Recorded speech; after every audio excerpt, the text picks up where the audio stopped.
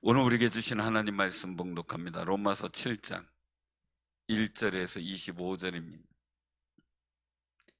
로마서 7장 1절부터입니다.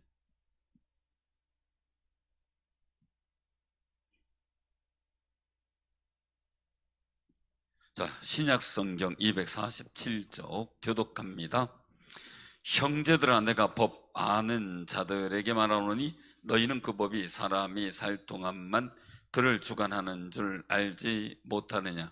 남편이 있는 여인이 그 남편 생전에는 법으로 그에게 매인 바 되나 만일 그 남편이 죽으면 남편의 법에서 벗어나느니라. 그러므로 만일 그 남편 생전에 다른 남자에게 가면 음녀라. 그러나 만일 남편이 죽으면 그 법에서 자유롭게 되나니 다른 남자에게 갈지라도 음녀가 되지 아니하느니라. 그러므로 내 형제들아, 너희도 그리스도의 몸으로 말미암아 율법에 대하여 죽임을 당하였으니 이는 다르니 곧 죽은 자 가운데서 살아나신 이에게 가서 우리가 하나님을 위하여 열매를 맺게 하려 함이라. 우리가 육신에 있을 때는 율법으로 말미암는 제 정욕이 우리 시체 중에 역사하여 우리로 사망을 위하여 열매 맺게 하였더니 이제는 우리가 얽매였던 것에 대하여 죽었으므로 율법에서 벗어났으니 이러므로 우리가 영의 새로운 것으로 섬길 것이요 율법 조문에 묵은 것으로 아니할지니라. 그런즉 우리가 무슨 말을 하리요? 율법이 되냐? 그럴 수 없느니라. 율법으로 말미암지 않고는 내가 죄를 알지 못하였으니 곧 율법이 탐내지 말라 하지 아니하였더라면 내가 탐심 알지 못하였으리라. 그러나 죄가 기회를 타서 계명으로 말미암아 내 속에서 온갖 탐심을 이루었나니 이는 율법이 없으면 죄가 죽은 것임이라. 전에 율법을 깨닫지 못했을 때는 내가 살았더니 계명이 이름에 죄는 살아나고 나는 죽었도다.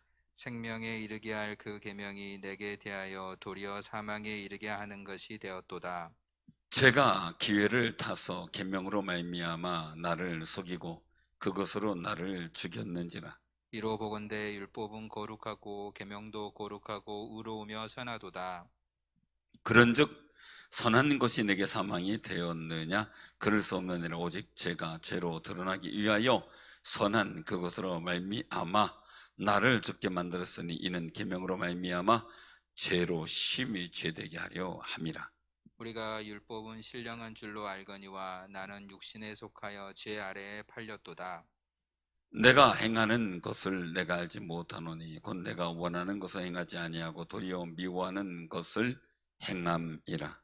만일 내가 원하지 아니하는 그것을 행하면 내가 이로써 율법이 선한 것을 시인하노니 이제는 그것을 행하는 자가 내가 아니요 내 속에 거하는 죄니라.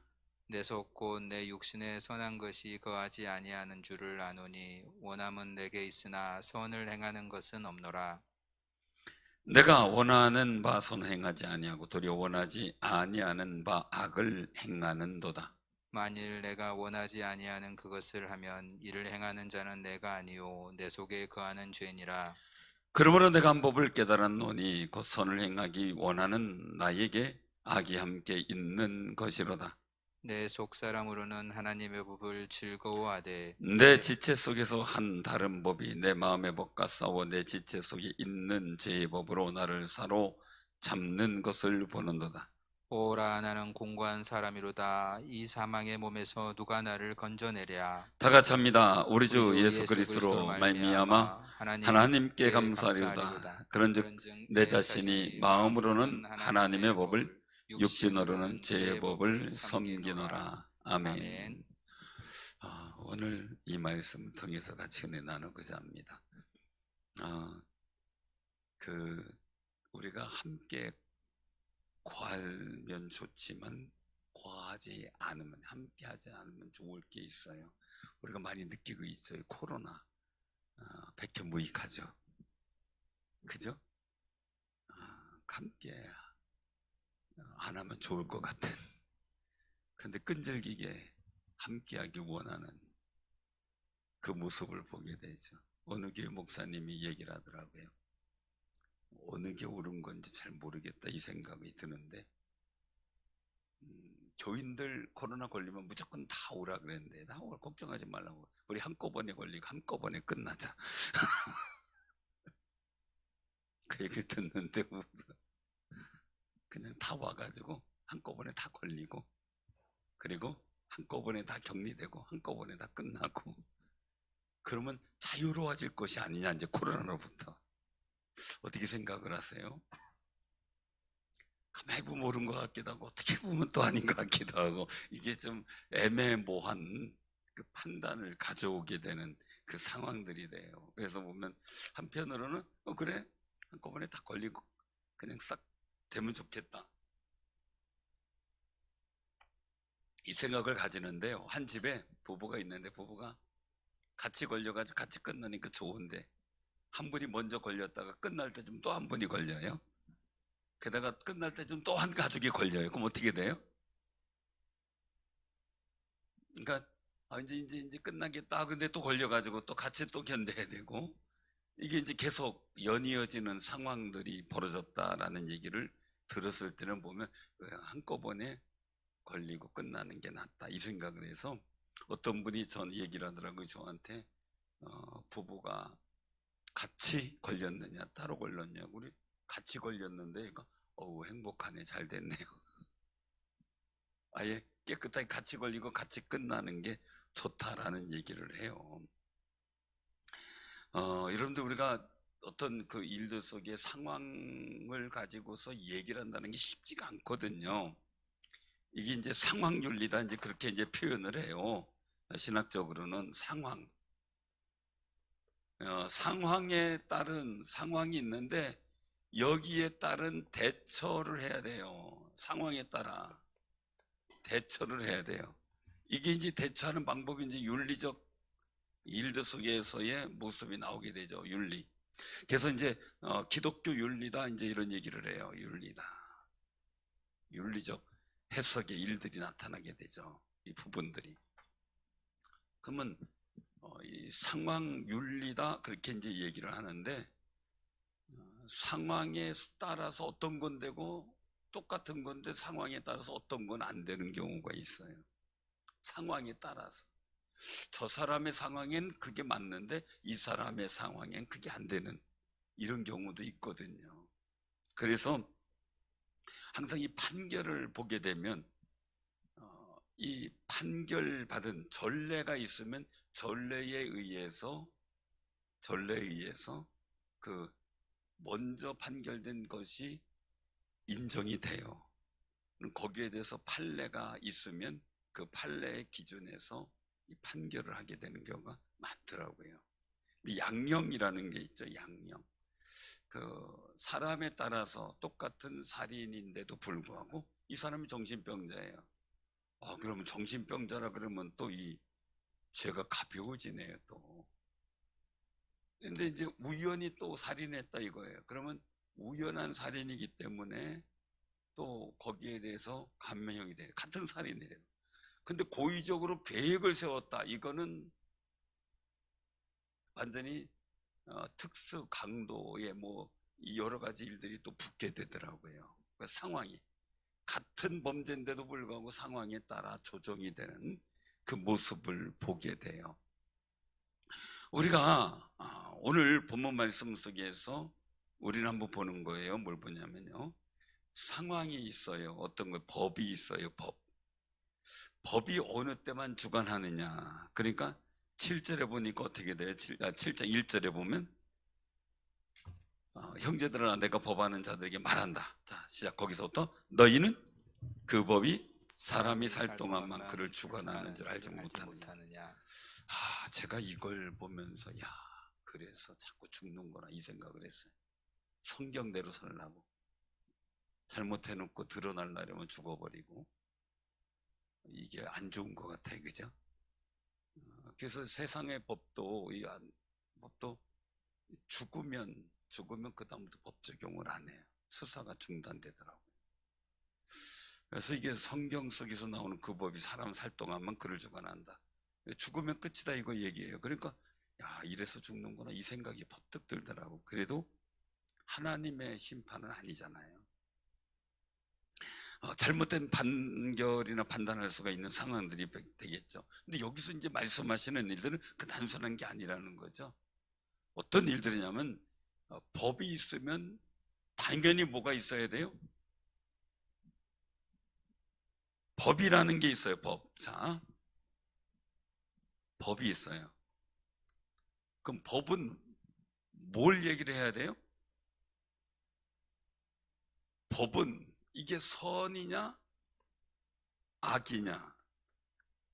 근데 신기한 거예요. 이게 죄냐 아니냐, 이 문제죠. 자, 여러분들, 저는 요즘에 고민스러워요. 옛날에 착한 것은 상을 줘요, 그죠? 근데 요즘에 착한 일을 하면요, 잘못하면 올무를 써요. 그래서 세계적인 연쇄살인마들, 이런 사람들을 보니까 연쇄살인마들이 무식한 사람이 아니었더라고요. 법을 아주 많이 공부한 사람이 연쇄살인마가 되는 경우가 많더라고요.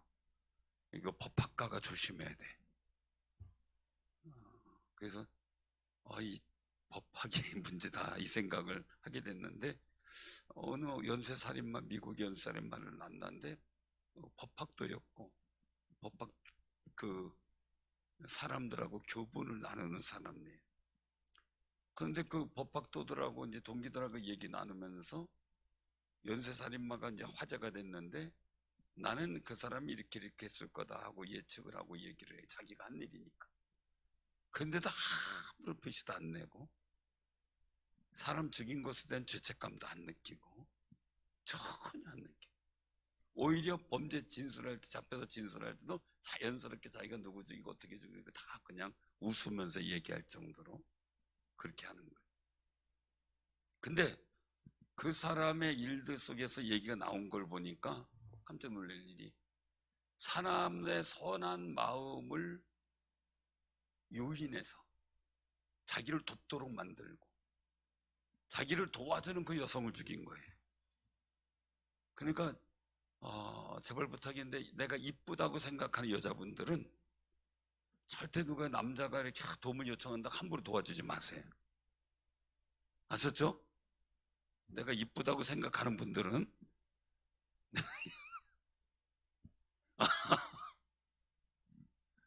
그러니까 그 생각을 해야 돼요. 우리나라 여성들이 많이 당하는 일들 중에 하나가 회교도들이에요. 이슬람권 문화에 있는 남자들이 그런 뭐 이렇게 뭐지 이게 턱수염 멋있게 기르고 막 하니까 굉장히 뭐 멋있어 보이고, 거기서 이제 또 외국에서 왔다 그러니까 여기서 이제 도와줘야 되는 선한 마음 갖고 도와줬는데, 그걸 이용해서 또 다른 일들을 만들어가는 모습을 보게 돼요. 요즘에는 선한 마음을 갖고 했는데, 중요한 게 있어요. 내가 선한 마음을 갖고 했는데 그걸 이용해서 악으로 쓰는 경우가 있더라고요. 그래서 우리 일들은요, 법이라고 하는 것은 선악을 깨닫게 하지만 죄가 무엇인지 밝혀지게 만들죠. 자, 그러면 죄의 결과는 뭐예요? 결국은 죄라는 것이 결론되어질 때, 법으로 볼 때 죄야. 그럼 어떻게 돼요, 이걸? 심판이 있죠. 당연히 심판이 있죠. 심판을 받아야 되겠죠. 죄에 대한 결과죠. 그런데 우리가 한번 여기서 법이 없다 그러면 어떻게 돼? 그럼 뭐가 잘못이에요? 법이 없다 그러면 누가 잘못을 정해요? 법이 없다 그러면요. 죽은 사람한테 너 이거 잘못했고 너 이거 잘못했으니까 너 벌 받아, 이럴 수 있어요? 죽은 사람한테 법이 적용 안 된다는 얘기가 나 아까 그래서 말씀한 거고, 법을 누가 정해야 돼요? 그래서 여기 이제 부부에 대한 일들을 나온 거예요. 남편이 있을 때 그 법이, 남편에 의한 법이 적용이 되는 거죠. 그래서 남편이 있는데 여자가 다른 데 시집 가거나 이렇게 되면 어떻게 돼요? 이제 거기에 대한 법에 대한 제자나 판결을 받게 되겠죠. 근데 중요한 거죠. 남편이 없어요. 그럼 어떻게 돼요? 남편이 법의 주체이기 때문에 그 다음부터 법 적용이 안 되는 거죠. 법 적용이. 자, 그럼 여기서 왜 이 말씀을 주셨을까라는 거죠. 자, 오늘 4절에 같이 한번 봉독합니다. 자, 시작.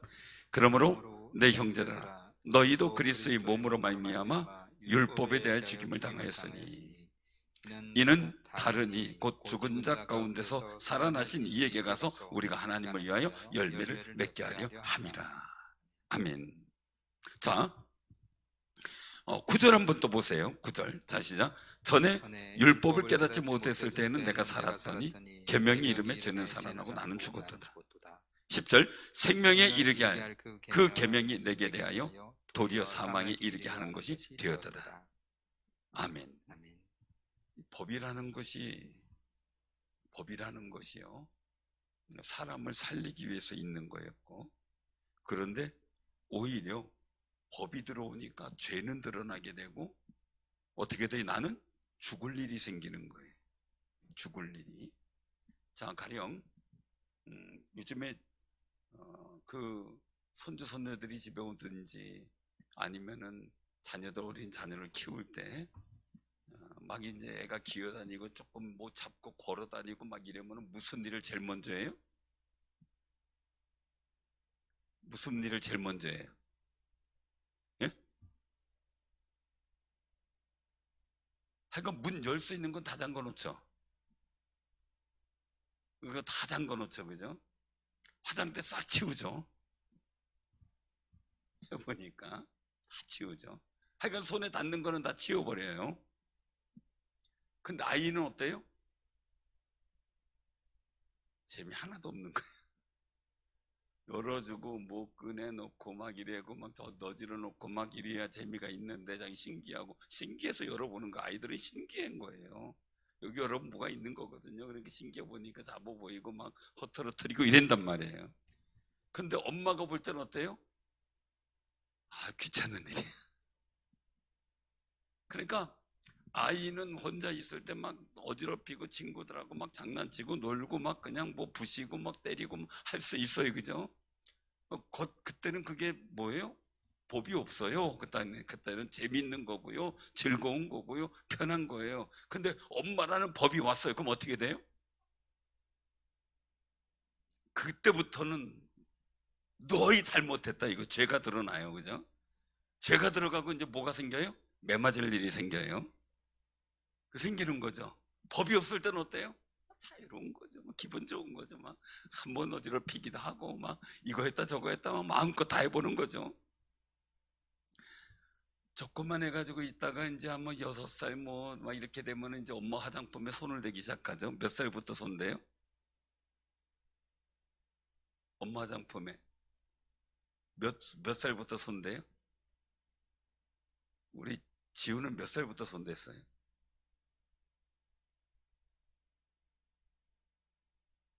예? 유치원부터요? 우리 은수하고 저기는요, 유리민요? 예? 손을 안 대봤어요? 화장품에? 이거 참 또 특이하네. 여자로서 이 관심 없다는 게 특이하네. 예, 장난감만. 아, 그렇구나. 엄마 발라보는 거 발라보고 싶은 게 생리인데 그냥 엄마 없을 때 빨갛게 한번 발라보고 저 벽에도 그리고 신기해가지고 그리고 얼마나 비싼 건지도 모르고 그냥 다 칠해버리고. 옛날에 요즘에 화장품이 그냥 잘 사고 흔하니까 그렇죠. 옛날에 그냥 루즈 하나 간신히 사가지고 하나 갖고 있는데 그거 가지고 막 그리고 부러뜨려 봐요. 아, 그러면은 진짜 불이 번쩍할 수 있죠. 불이 번쩍할 수 있어요. 법이라는 것이 오지 않으면 재밌는 거예요. 고부간의 갈등도 있지만 이 친정 엄마하고 이 딸하고의 갈등도 크더라고요. 난 그거 없는 줄 알았어요. 왜 그런가 봤더니 엄마가 와서 청소해주고 좀 주방 정리 좀 해줄까 그러면 절대 하지 말라고 하지 마라 그래요. 그래서 왜 그런가 봤더니 엄마는 엄마 스타일로 써. 딸은 딸 스타일이 있어요. 그죠? 그러면은 막 해놨는데 딸은 막 힘든 거예요. 어디 있는지 찾기가 힘든 거예요. 전화 걸고 난리가 나는 거예요. 전에 아들이 이제 서울에서 학교 다니고 주말에 내려와가지고 보면서 제 책상이나 제 테이블이나 컴퓨터를 싹 정리해 놓고 가요. 그럼 저는 일주일 동안 죽는 거예요. 왜요? 이거 어디 가 있는지도 모르겠고 맨날 전화해서 어디다 치웠냐? 어디 있어요? 다음부터 절대 건드리지 마라. 내가 알아서 쓸 테니까 절대 건드리지 마라. 넌 잠시 왔다가 하지만 나는 일주일 내내 써야 되는데 아주 콧지가 아프다. 건들지 마라. 그래도 또 건드려 놓고 가요. 또 전화해가지고 왜 건드렸냐고 그래요. 아들은 선한 마음에 아빠가 좀 더 편리하게 썼으면, 그죠? 그 정리를 잘하면, 저는 정리 안 해놓고 어디 있으면 그냥 알아서 어디 있구나 거기 있구나 다 갖다 쓰는데, 정리를 잘 해놓으니까 헷갈리는 거예요. 이제 또 원래 꼭 모든 물건이요 잘 이제 아주 안전한 곳에 갖다 놨는데 못 찾잖아요. 그 대충 놓으면 찾는데 그게 신기해요. 그래가지고 나중에 보면은 아주 정말 깊숙한 곳에 넣었다가 못 찾아가지고 헤매는 경우가 많아요. 아들은 선한 마음에 있어요. 엄마도 선한 마음에 있어요. 근데 아빠의 법으로 보면 아이고 힘든 거야. 너 잘못한 거야. 딸의 법으로 보면 어떻게 해요?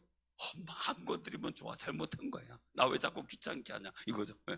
엄마가 딸 귀찮게 하려고 한 건 아니잖아요. 그렇죠? 좋게 해주려고 한 거예요.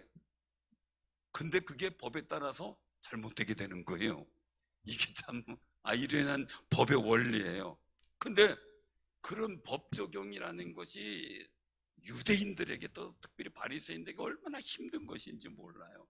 제가 말씀드렸죠. 모세의 법이 600가지가 된다 그랬죠. 600가지가 넘어요. 장로의 유전, 이스라엘 민족의 일들 속에 달무드처럼 이제 그 모세 율법 외에 다른 정해 놓은 법인데 그 6,000가지가 넘어요. 예수 믿고 구원 얻는다 이거 갖고 살기도 힘든데, 이거 한 가지만 붙들고 살기도 힘든데, 그죠? 6,000가지를 여러분들에게 제가 교육을 시켜야 된다면 저도 힘들 것 같아요. 외우기도 힘들어요. 6,000가지가. 그거 6,000가지, 그 6,600가지, 한 7,000가지 넘는 거죠. 그죠? 여러분들 신앙생활 하면서요, 그 7,000가지의 법을 다 외워가지고 하나하나 다 지킨다고 생각해 보세요. 이거 하다 보면 저거 걸리고 이거 저거 다 걸릴 거예요. 그죠? 왜? 법에 따라 달라요. 상황에 따라 달라요. 그러니 사도 바울이 얼마나 기가 막히겠어요. 자기가 법을 아는 사람이에요. 바리새인 중에 바리새인이에요. 히브리인 중에 히브리인이에요. 자기는 가말리엘 문화생에서 온갖 율법의 일들에 대해서 철저하게 배운 사람이에요.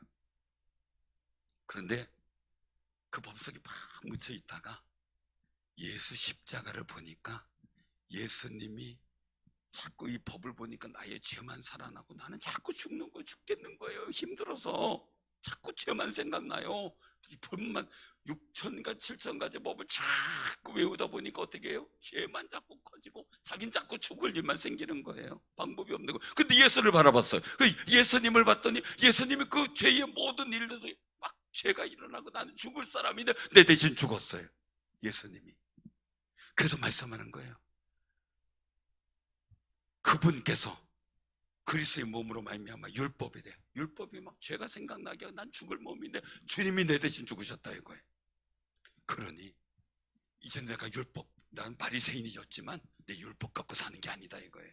오직 죽은 자 가운데서 다시 살아나신 예수님에게 가서 그 예수님의 복음의 법 속에서 우리는 하나님을 위하여 열매, 즉 생명의 열매를 맺으며 살아간다라는 거예요.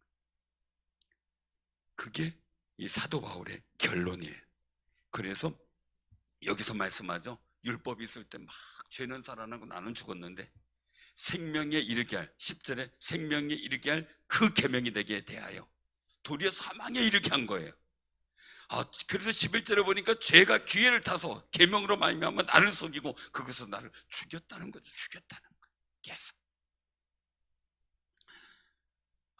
그래서 13절에 한번 보세요.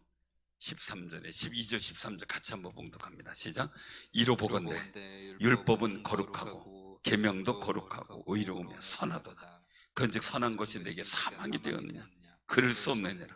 오직 죄가 드러나기 위하여 선한 그것으로 말미암아 나를 죽게 만들었으니 이는 계명으로 말미암아 죄로 심히 죄되게 하려 함이라. 아멘. 사도 바울의 고민 속에서요, 이 죄가, 이 율법이 거룩하고 계명도 거룩하고 의롭고 선한 거 인정한대요. 근데 선한 것이 내게 사망이 되게 됐어요. 근데 그건 아니라는 거죠. 또 그건 아니라는 거죠. 오직 죄가 죄로 드러나기 위하여 선한 것으로 말미암아 나를 죽게 만들었어요. 이 계명으로 말미암아 죄로 심히 내가 죄인인 것을 철저하게 깨닫게 만들었다. 율법이.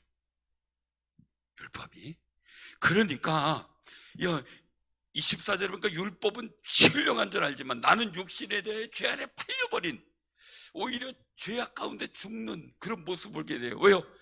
내가 행하는 바, 내가 원하는 것은 율법인데 도리어 이 율법이 원하지 않는, 내가 죄 짓지 않기를 원하는데 죄를 짓는 나의 모습을 보게 되고, 나의 처절한 이 죽을 수밖에 없는 죄인임을 깨닫게 되었다는 거죠.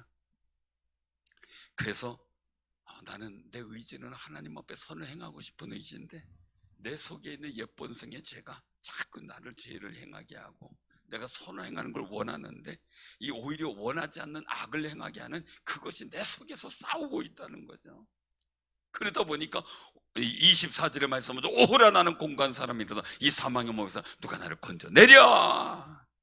아멘. 상황, 이 일들 속에서 보니까 법을 보게 되면 나는 선과 악을 따지기 전에 죄인이야. 이 죄가 분명하게 드러나요. 죄가 분명하게 져요. 이건 뭐 빼도 박을 수 없는 죄가 분명하게 드러나는 거예요. 그 죄가 분명해지면 나는 어떻게 해요? 나는 죽는 거예요. 죽을 자예요. 이게 드러난다는 거죠. 법을 보면 나는 의로운 것을 법을 행하길 원하는데 나의 새로운 속사람인 죄의 법이 나를 죄를 짓게 만들고 내가 원하는 선한 일을 못하게 만드는 이 일들 속에 우리 인간은 질 수밖에 없는 거죠. 그러니까 이 곤고한 몸에서 나는 원하는 게 선인데 나는 죄를 짓고 있으니 이게 나는 사망의 몸이 아니냐 이거죠. 나는 죽을 수밖에 없는 존재 아니냐, 이 누가 나를 건져내겠느냐라는 거예요. 그래서 25절에 말씀하세요. 자, 25절 우리가 전반부만 봉독합니다. 자, 시작. 우리 주 예수 그리스도로 말미암아 하나님께 감사하리로다. 아멘. 자신의 마음으로 하나님의 법을, 육신으로는 죄의 법을 섬기는, 율법을 섬기는 자신의 이율배반적인 행동의 일들이 늘 고민이었던 거예요. 그래서 사도 바울은 내가 죽을 사람이야. 나는 죄 가운데서 난 죽을 사람이야. 법을 보면 내 죄가 자꾸 드러나고, 그리고 그 속에서 나는 죽을 몸이라는 걸 느끼게 됐는데 주님 바라보니까 그 주님이 나 대신 죽으셨어요. 그동안 구약에서는 내가 죽을 사람이야, 죄가 느껴지면 죽을 사람이야, 그 짐승을 대신 죽이면서 내 죄를 전가시키고 나는 살았다라고 생각을 했어요. 그런데 이제는 주님의 십자가를 바라보며 주님이 나 대신 죽었다는 거예요. 난 죽을 사람이야. 나는 죄 가운데 죽을 사람이야. 근데 주님이 죽으셨으므로 이제 주님이 죽으신 것을 믿는 그 은혜로 말미암아 이제 우리가 다시 나를 위해 다시 살아신 예수를 바라보면서 하나님을 위하여 열매 맺는 귀한 존재로 살아가겠다라는 고백을 사도 바울은 하고 있는 거예요. 그래서 4절에 다시 한번 우리 한번 봉독합니다. 4절을 다시 한번 봉독합니다. 시작.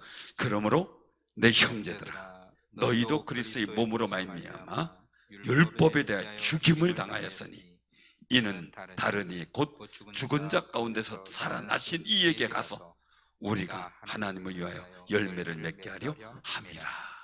아멘. 열매의 방법이 틀렸어요. 사도 바울은 율법의 열매를 끊임없이 맺으려고 했어요.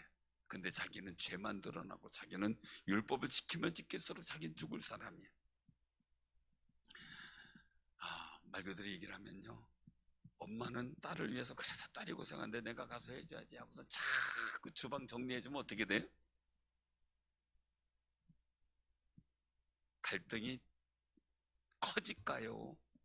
더 친근해질까요? 죄는 자꾸 딸은 죽을 맛일 거거든요. 저도 아들하고요, 그 갈등이요, 몇 달을 갔어요. 아들은 자꾸 저를 위해서 해주고 싶은 거야. 나는 해주고 가면 고생인 거야. 하다못해 지우개 하나 찾는데도 야, 그거 어디다 치웠냐?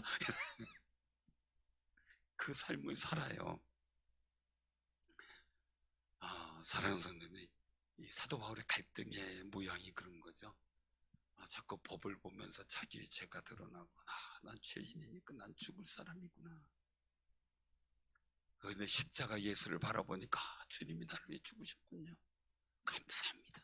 나는 주 안에서 이제 영생을 얻은 자로서 기쁨과 감격을 갖고 하나님을 위하여 열매를 맺는 삶을 살겠습니다 라는 고백을 갖고 살아가는 게 이 사도 바울의 변화예요. 사랑하는 성도님들, 율법적 사고에서 복음적 사고로 바뀌는 것, 정말 우리가 너무 죄에 대해서 무감각해도 문제잖아요. 죄가 죄인지도 모르고 있으면 그보다 답답한 게 없잖아요. 우리 하나님 말씀 보면서 내가 죄인 된 것을 자꾸 깨달아야 되고, 그 속에서 이 죄가 나를 죽이고 있고 이 죄로 인하여 내가 죽을 수밖에 없는 존재라는 걸 처절하게 느끼고, 그때 십자가 예수를 볼 때 주님 나를 위해 죽으심이 가슴에 느껴지고, 주님이 다시 사신 부활이 내게 영원한 생명을 주신 은혜였다는 걸 다시 재확인하고, 나는 감격스럽게 주님 앞에 기도하며 눈물 흘릴 수밖에 없는 존재, 그게 우리의 모습이어야 되고, 은혜 받은 모습이고 믿음이 있는 모습이고 예수 십자가를 통하여 구원받은 아름다운 모습이 되는 거예요. 그 거룩한 은혜의 모습을 우리는 잃어버리면 안 돼요. 잃어버리지 말고 우리도 이 사도 바울 같은 그런 갈망하는 마음, 내가 정말 율법 가운데 죄인이고 죄로 인하여 죽을 수밖에 없는 존재다, 예수 믿고 살게 되었고 예수님이 나의 죄를 다 담당하셨다는 그 감격과 기쁨이 감사로 터져 나오는 귀하고 복 있는 승리자가 되기를 주님의 이름으로 축원합니다. 아멘.